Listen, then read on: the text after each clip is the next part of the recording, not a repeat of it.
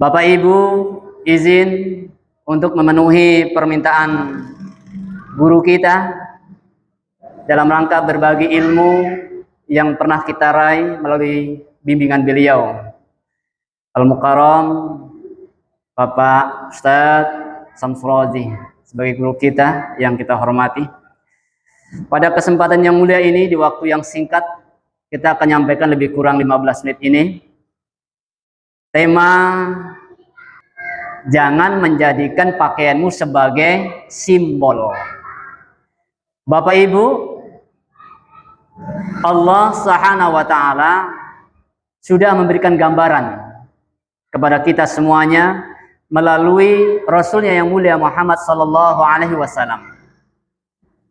Yang pertama sekali, istilah ini tidak pun kita jelaskan secara rinci, insya Allah sudah paham.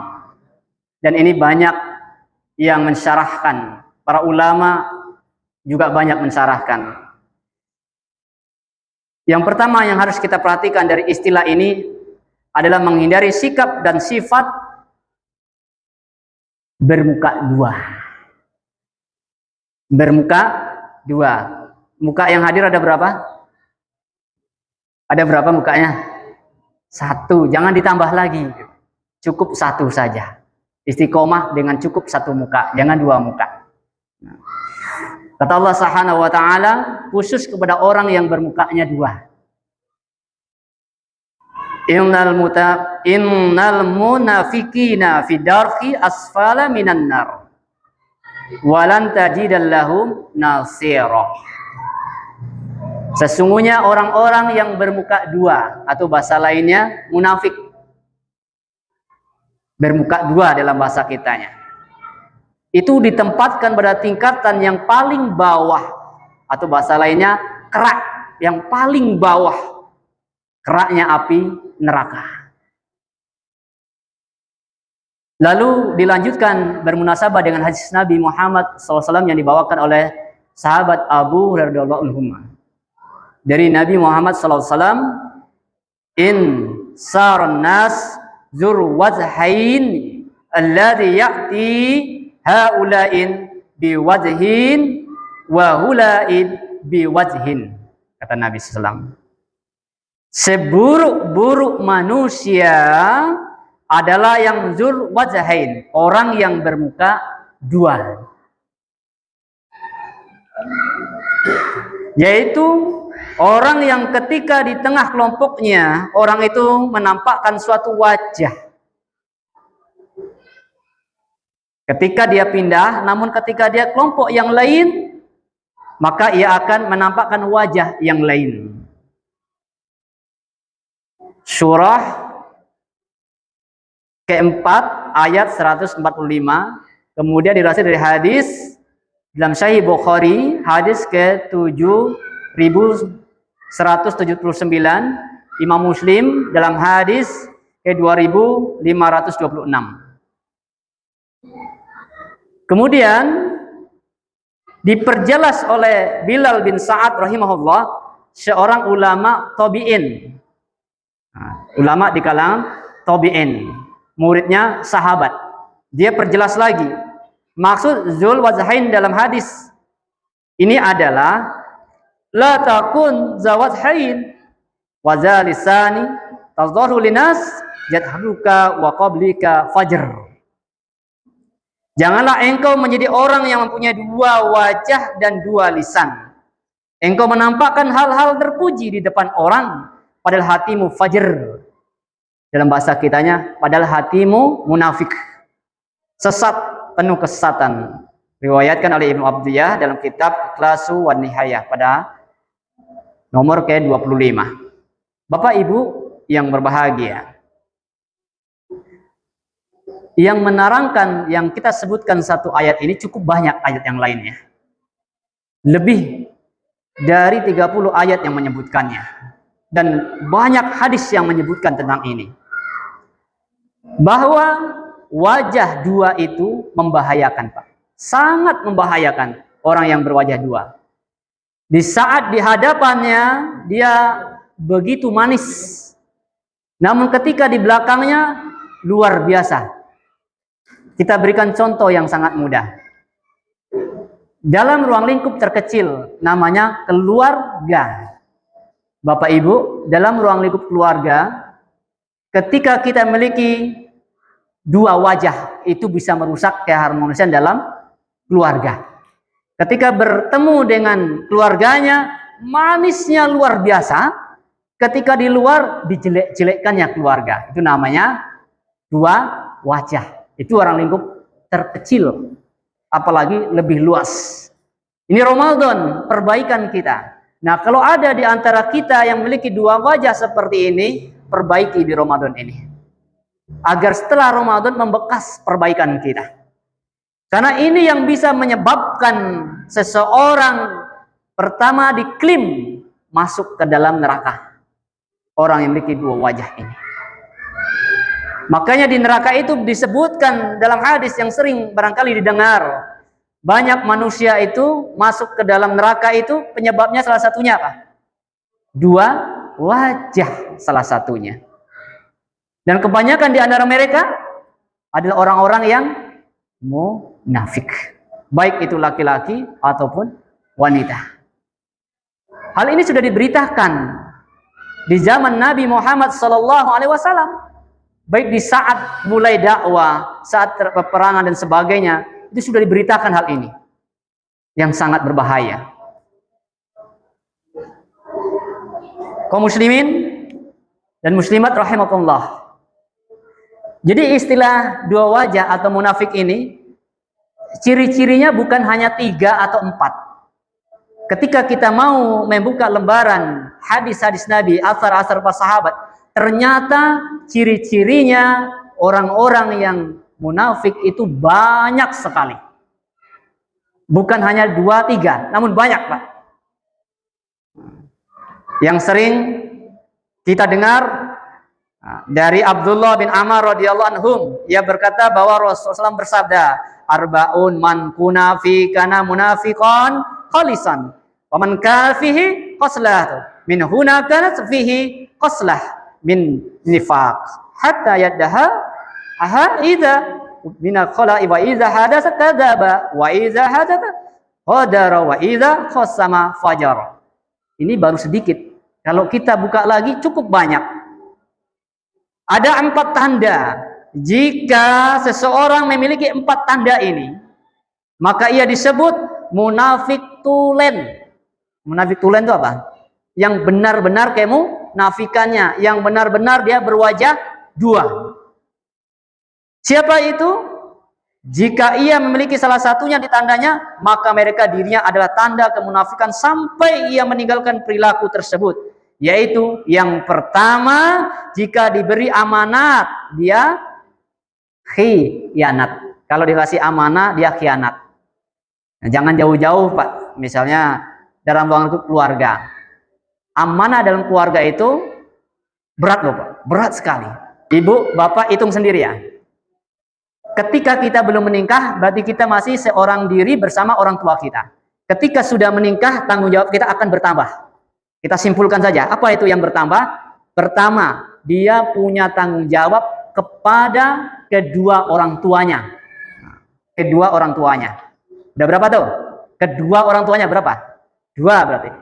Nomor 2-nya, kedua orang tuanya dari istrinya. Udah berapa? 4. Berat tuh. Ketiga, istrinya dan anak-anaknya. Udah berapa?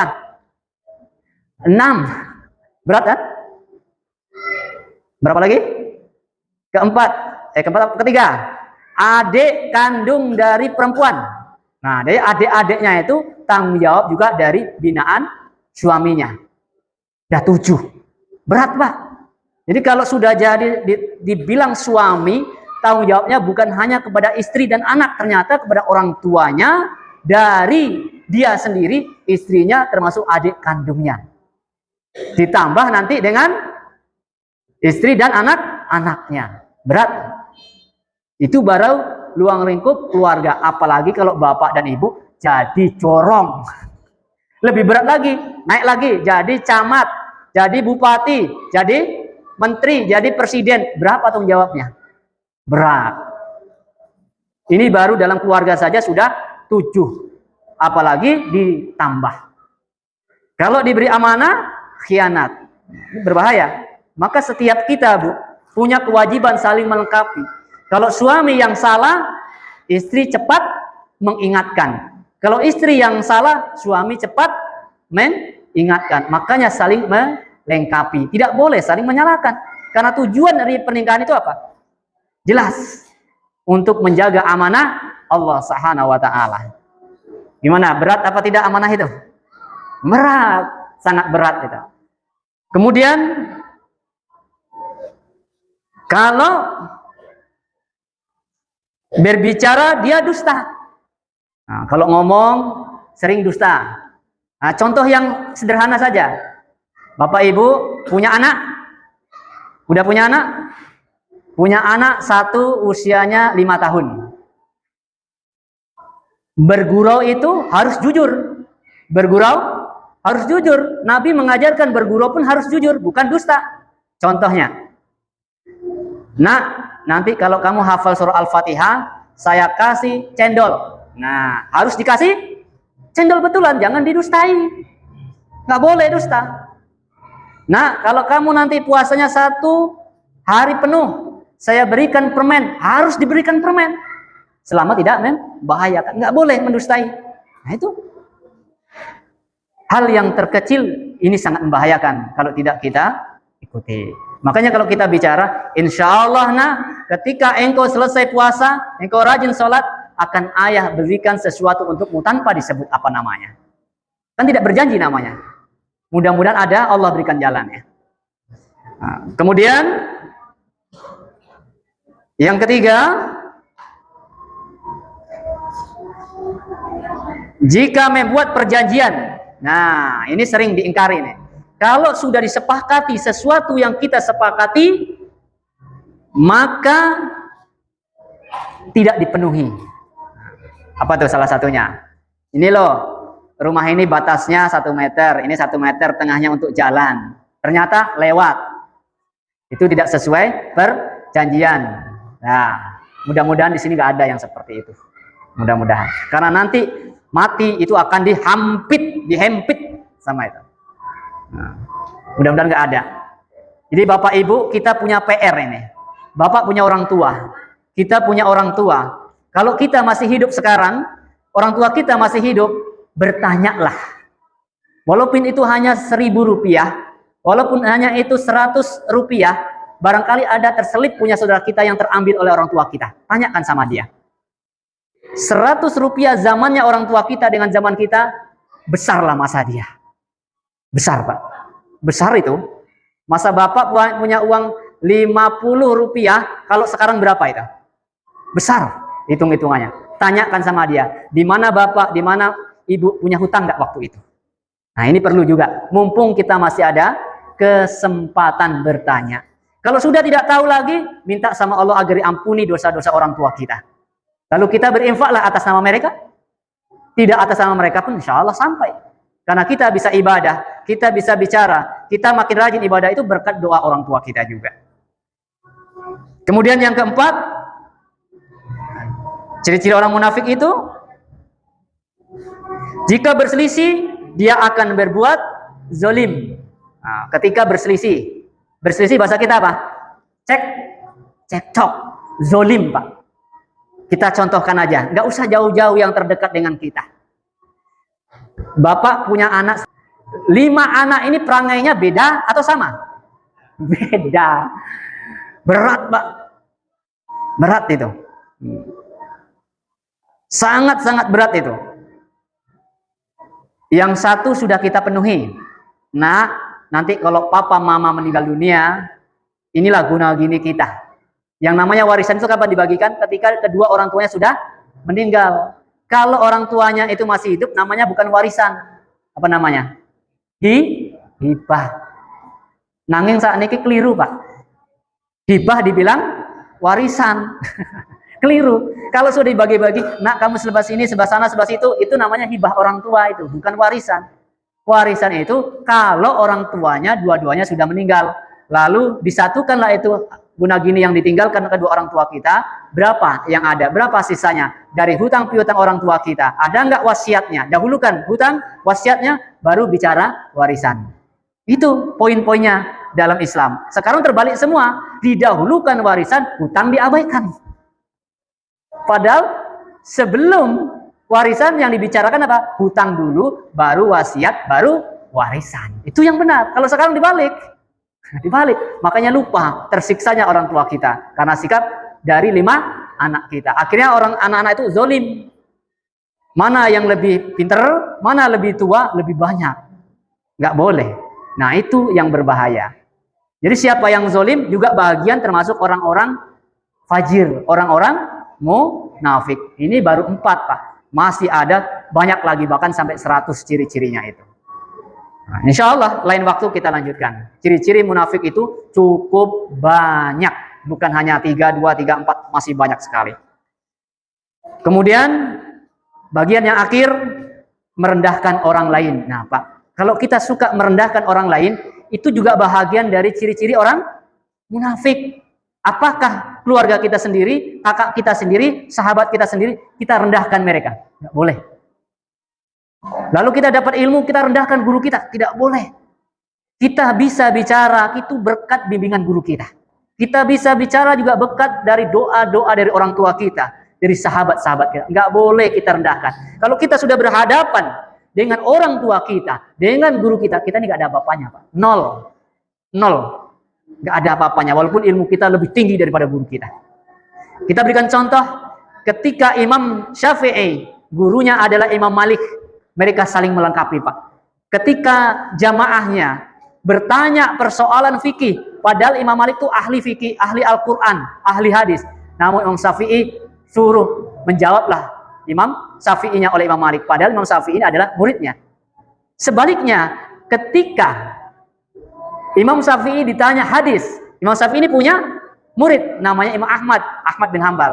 Suruh nanya sama muridnya lagi. Padahal itu adalah sama-sama guru dan murid. Mereka saling memberikan penghargaan, saling memberikan penghormatan atas ilmunya. Nah, inilah murid yang bagus, tahu diri akan kemuliaan gurunya. Dan guru pun paham dengan kepiawaian dari murid-muridnya. Yang paling terakhir, kita mesti berdoa kepada Allah Subhanahu wa taala. Allahumma inni a'udzubika minal azli wal kasal wal jubni wal hazmi wal bukhli wa a'udzubika min azabil qabr wa fitnati mahya wal mat. Kita minta sama Allah Subhanahu wa taala, ya Allah, aku berlindung kepadamu dari kelemahan yang ada dalam diri kita ini. Apapun jenisnya kelemahan, apakah kesehatan kita, pikiran kita, seluruh yang ada dalam diri kita, kita minta perlindungan kepada Allah Subhanahu wa taala. Dari rasa malas kita, malas membaca, malas mengaji, malas sholat, malas berbuat baik, minta sama Allah agar tidak malas kembali. Dari rasa takut yang berlebihan, sikit-sikit takut masa depan kita, takut di situ ada, takut semuanya serba takut. Minta sama Allah agar hilang rasa takut itu.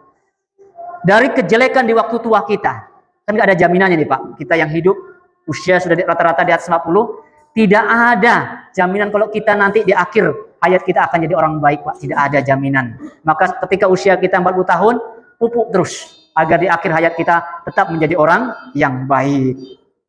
Dari sifat kikir terhadap diri kita, kikir terhadap apa yang kita miliki, harta kita dan sebagainya. Karena itu yang akan dikalungkan nanti ke leher kita. Allahumma inni a'udzubika min munaqaratil akhlaq wal a'mali wal ahwan. Ya Allah, aku berlindung kepadamu dari akhlak, amal dan hawa nafsu yang mungkar, yang tidak Allah cintai. Ini saja yang bisa kita sampaikan. Kurang lebihnya maklumi, sudah lewat 4 menit. Terima kasih atas perhatiannya. Semoga Allah Subhanahu wa taala memudahkan kita semuanya menjadikan rumah Allah yang indah ini rumah yang akan nanti menjadi saksi amal soleh Bapak, langkah-langkah Bapak, kebaikan kita semuanya, Bapak dan Ibu, nanti pada yaumul hisab. Dan jadikanlah rumah ini, bagikan rumah yang terakhir bagi kita dalam ibadah. Karena kita tidak bisa menjamin kalau besok pagi kita bisa masuk lagi ke rumah Allah ini. Maka jadikanlah malam ini bagian malam yang terakhir dalam beribadah pada Allah. Agar peningkatan kita semakin kuat. Semoga Allah Subhanahu wa taala memudahkan kita untuk semuanya dan terhindar dari sifat munafik. Terhindar dari bangga dengan apa yang kita miliki, dari simbol-simbol yang kita miliki, bahwa kita berpangkat, bahwa kita bajunya bagus, hartanya banyak. Hilangkan itu semua, semuanya akan sirna. Itu semuanya akan ditanya oleh Allah Subhanahu wa taala di pertanggungjawab nanti pada yaumul qiyamah. Wallahu a'lam. Astaghfirullahalazim. Kurang lebihnya mohon dimaafkan. Subhanaka Allahumma wa bihamdika astaghfiruka wa atubu ilaik. Assalamualaikum warahmatullahi wabarakatuh. Al-Mu'minuna Ikhwah TV.